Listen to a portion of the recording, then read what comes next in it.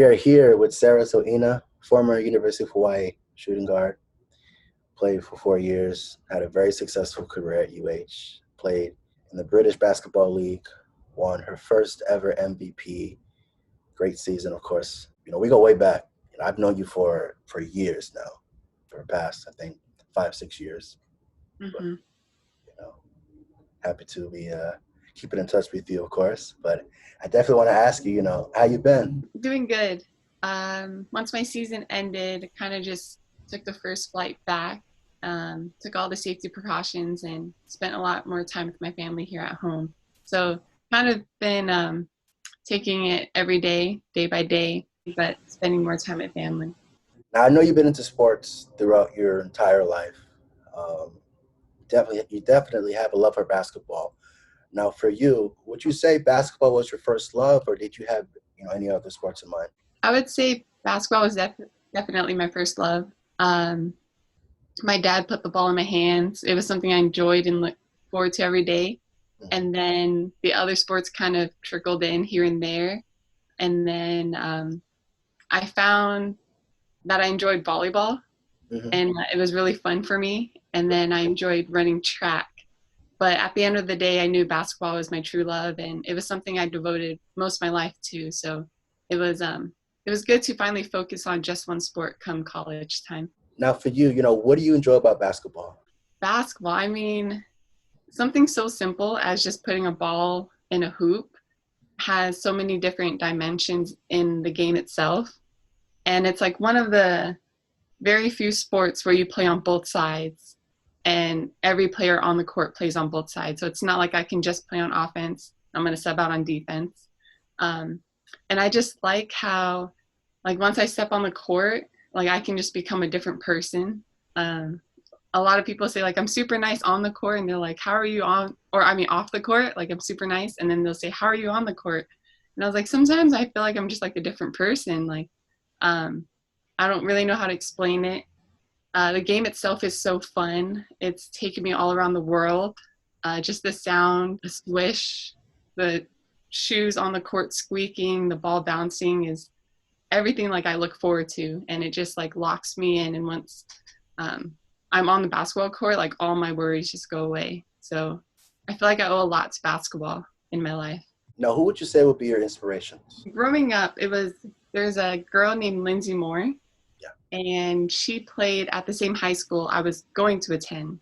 So I got to watch her play her high school career. She became one of my role models and mentors, and she was able to like come over to my house and shoot baskets with me when I was like super young. And then she went to go play at Nebraska. And so we kept in touch. And while she was playing at Nebraska, I was playing in high school. And then when she graduated in Nebraska, she went on and played in the WNBA, won the whole thing there with her team. And so just to have that role model who to this day is just like always a text away from me. And anytime I text her, like she always replies with her inputs, or if I have a question about an agent, she'll try to direct me in the right path. And it's something I'm very grateful to have had growing up. Now in basketball, do you happen to have any memorable experiences?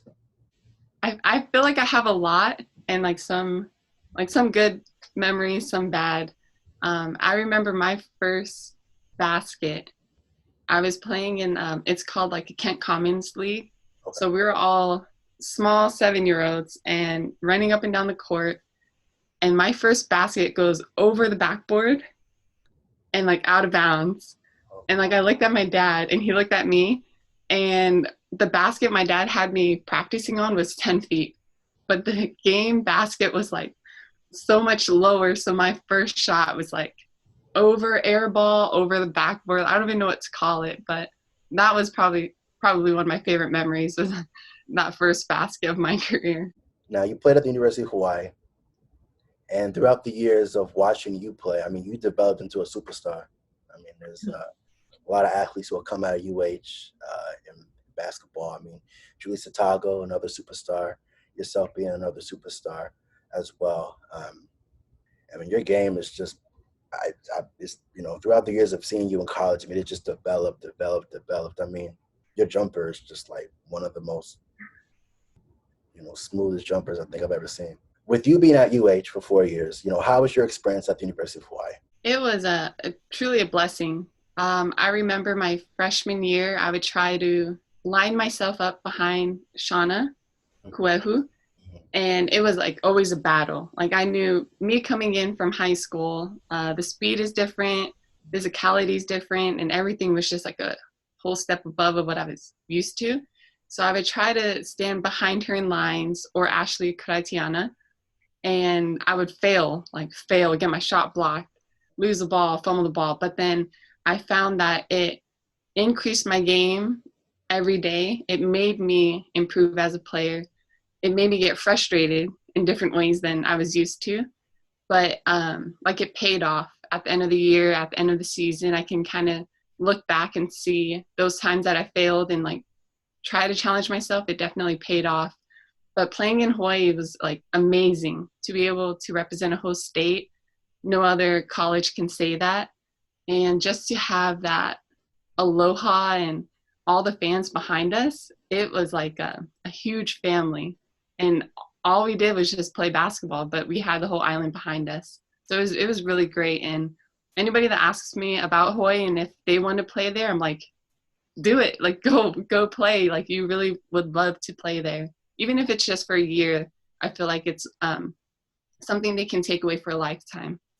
You mentioned about playing for the University of Hawaii and how the island has always had, its back, and just the love that you have for Hawaii.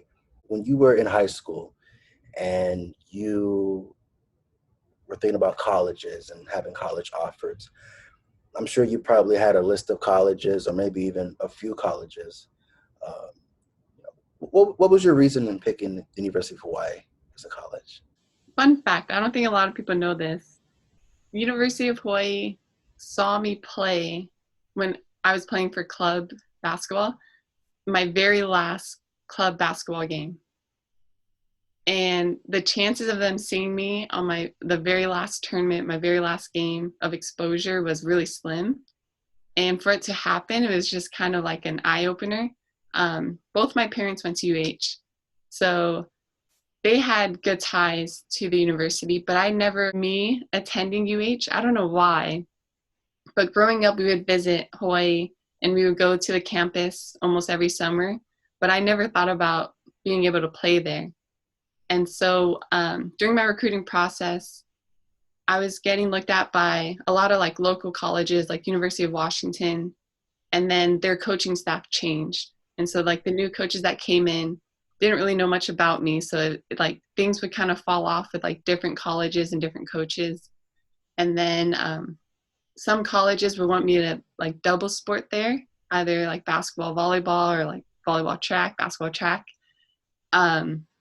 So it kind of made my recruiting process really interesting to see if I was going to go the basketball route, multi-sport route, or just go just for school.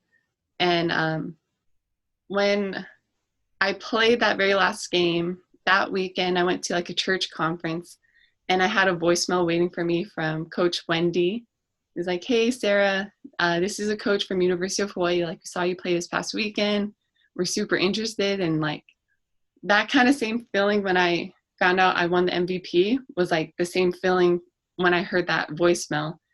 And I had different colleges call, but I didn't get that same feeling of just yearning to explore this path. And so I took my visit to Grand Canyon University, took my visit there, enjoyed it. The next weekend took my visit to University of Hawaii, and it was just a completely different experience. I got to play open gym with the girls. I loved it. It was competitive, enjoyed the island, and it felt like I was there. It was different than when I usually visited. When I would visit just to see family, and then my official visit, it felt completely different in a good way. And so I remember my last day there, I pulled my parents aside and I was like, "Hey, I think I want to commit." And they encouraged me. They're like, "We don't want you to commit here if you're doing it for us." They said, "Don't commit here because we played here." They said, "Commit somewhere that's going to make you happy." And so I told Coach Beeman, I was like, I want to commit. So she ran me into the team practice. She announced it, and like everyone cheered, and I can just kind of feel the pressure of my shoulders being lifted off. Um, so I committed on my trip, and I had to make a few calls right after to let other colleges know, thank you for your interest, but like I'm going a different route, to kind of just keep things professionally. And so I think from then on, I just knew like I made the right decision, and I felt right at home in Hawaii. Wow. Completely different story than most. Yeah. Mm-hmm. Mm-hmm. Now, after UH, you decided to go play pro overseas. I definitely got to ask you, how was your first season playing in the British Basketball League and winning MVP? I mean, your first season in the British Basketball League playing pro overseas. I mean, how do you feel? I mean, Yeah, I mean, I'm coming in as like I was probably like 22 years old at the time, coming off a great collegiate career. I was actually really scared, like playing professional basketball. You hear all these different stories about how kind of cutthroat it is, and it's really like a business out there. Whereas in college, they're worried about your studies, about your mental and all that stuff. And when you play professional, it's your job. So you really have to show up and present yourself in a certain manner every day. So I was pretty scared, and I thought going to college in Hawaii would have helped me go play overseas because I was always away from home. But playing in England was like a different version of being away from home. So I got really homesick, got like really sad, missed my family, called them almost like every day, cried a lot with them, laughed a lot with them. Um, but like I just took it day by day, and the team that I played for was super welcoming. So they made it super easy for me to kind of just get acclimated to the England lifestyle and their level of basketball. And then the games started to come, and my dad would always tell me to take each game like an interview, because it's your job. So you really want to show up, put down your intro, give them your statement, and then walk out with like a good interview. So like I took each game like that. And our team, like we had a lot of scores. So it wasn't a matter of us putting points on the basket. It was a matter of us preventing the other team from putting more points than us. And it was kind of a little bit a different version of basketball, because Coach Beeman's all about defense. And in England, we were all scorers. So it's like, who's going to score tonight? Who's going to score this night? But the group of girls that I played with they were super nice, and we got along together really well. And it helped me that they spoke English there, because I played in Sweden, and I didn't understand a lick of Swedish. So understanding their lingo was it helped me too, to kind of get their perspective on basketball. And then we played, there's like 3 different tournaments in that league. So we have our regular conference, we have the cup, the trophy, and then like the end playoffs. So we made it to the finals for the cup, and like the trophy in the other conference, we kind of fell a little short. So to play in this huge arena for what they called the cup championship game, it reminded me of Hawaii. Like I was like, the stands are all facing the court, you have bright lights, and all my teammates are like walking on the court amazed. And it kind of humbled me to be able to say, like, I was able to play on something like this growing up, and not a lot of athletes get to do that. So it just made me that much more fortunate to have experienced it early on. And we won the cup game, our final game in the cup tournament, by like a buzzer beater by one of our other girls. Like she just threw up this great 3-point shot and it went in. And so we won that game, and then played the rest of the season, fell short a little bit in playoffs. So I came home, and they're giving out awards like offensive team, defensive team. And I was just like on Instagram, just scrolling. And I got like a DM from the league saying like, hey, we just want to congratulate you. You won the MVP of the whole league. Like, we just want to get your statement, but we're not going to announce it yet for another couple of days.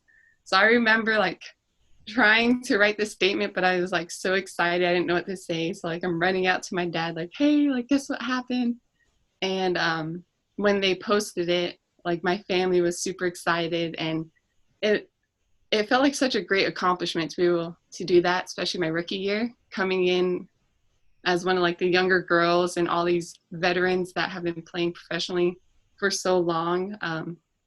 I didn't expect it, but it's one of those things like when I put myself behind Shauna, you see everything kind of fall in line. So it was really nice to see some hard work pay off and then go back to the drawing board for the next season to try to work towards that again. Congratulations on that. I'm proud of you. Thank you. Yeah, when I found out, I was like, oh, wow. Yeah, awesome. Awesome. So presently, I know you're still playing basketball, you're still pursuing it. What would you say would be the future goals for you? I mean, do you see yourself in the WNBA? I mean, what's the pathway towards that, or what's the future for you? Kind of just taking it season by season. I would love to play in the WNBA because it would bring me closer to home. Like I said, I get super homesick so fast. And to allow my family to finally see me play professionally is one of my goals. But taking it season by season. And I mean, I recently signed with a new agency. So I was with an agent for my first 2 years playing professionally. And then for my third year, I'm with a new agency. So it's kind of giving me more options. And whether I'm playing in a different country every season, I kind of gave myself the goal to work my way up in leagues every year to test the waters, continue to compete and set new goals for myself. And hopefully if I get an invitation to like a training camp, I'll take it and run with it and get ready for that. But just going to stay ready and try to play for as long as I can, as long as my body allows me to play, but to just enjoy it and enjoy seeing the world at the same time. Knowing that you play basketball for so many years and even playing pro now, growth and development, where do you think your growth and development has changed from college to now professionally? Growth wise, I would say mentally, I really had to strengthen my kind of mental game because like it's really a choice if you wake up every day, if you want to work out, if you want to get better, especially during quarantine, like you have every reason to just stay home and watch Netflix. But for me to kind of build that mentality of trying to push myself every day and knowing that there's still heights that I can strive for is something that I really had to grow going from college to the professional level and understanding that it is a job. I'm out there to play basketball and to take it as like a business trip, whereas in college, our goal is to get a degree at the same time. So I think mentally, I kind of had to tweak some things, strengthen some things, and focus on other things a little bit more with that transition. If life wasn't basketball for you, where do you think your career would have been? Oh, I was asked this the other day too, and part of me doesn't know if I would have played volleyball in college or track, and maybe that would have taken me down a different road. But majoring in marketing, I think I probably would have dipped my toes a little bit in the marketing aspect of sports because I don't think I can ever get away from sports. Like it's just been my life. And to kind of just go the marketing aspect and kind of behind the scenes of how they present teams is probably the route I would have went. And hopefully maybe in the future I can still go if I hang up my shoes. So we'll see how it goes. As far as your legacy, what would you like people to remember you by? I would love to be remembered by just a young woman who's still figuring out her way, but like along the road, not afraid to make mistakes, but someone that would allow for the younger generation to kind of look up to, someone who's transparent and someone who's always there willing to help anybody, whether it's basketball or off the court. I just like to kind of just help others and be there for other people. Because growing up, I one of my favorite coaches always told me a great teammate is someone that makes those beside them better. So I took that, I ran with it. In any team sport I played, I would try to get those around me better, knowing that they would get me better at the same time. And in your career, who are you most thankful for? I mean, besides everyone in Hawaii, like Coach Beeman's been amazing. I'm super thankful for her and all my teammates. But I think through everything, I'm most thankful for my dad. Like I said, he's the one that put the ball in my hands when I was in second grade, and we would knock heads a lot. Like if I played good, if I played bad, he was always 100% honest with me. And growing up, there was a lot of those after or post game drives where I dreaded them. And then there's a lot of post game drives where like I knew what my dad had to say is something that I needed to hear. And so for me to play and continue to play throughout my career and to grow a stronger relationship with my dad, um, like we both know now how to communicate with each other, whether it's basketball or just life. And I think I have basketball to thank for that good relationship with my dad.